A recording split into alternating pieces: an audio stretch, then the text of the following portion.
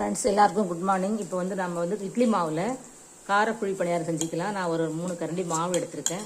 இப்போ ஒரு பேன் வச்சு 2 ஸ்பூன் எண்ணெய், கடுகு, உளுத்தம்பருப்பு, கடலைப்பருப்பு, கருவேப்பிலை, இஞ்சி, பச்சை மிளகாய் போட்டிருக்கேன். இப்போ வதக்கி இதில் கொட்டிக்கலாம்.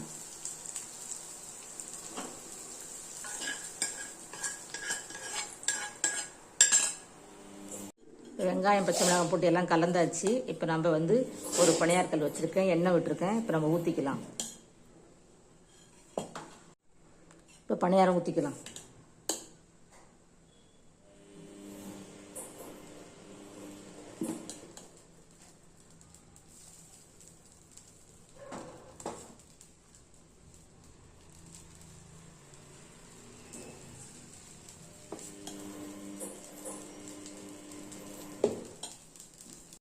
நம்ம இப்போ பணியாரம் எடுத்துக்கலாம். வெந்துக்குச்சு பாருங்கள், சூப்பராக வந்திருக்கு. நீங்களும் இட்லி மாவில் ஈஸியாக சிம்பிளாக செய்கிறதுக்கு இது ஒரு மெத்தடாக எடுத்துக்கோங்க.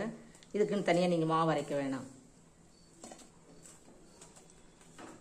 நல்ல மொறு மொறுன்னு வந்திருக்கு.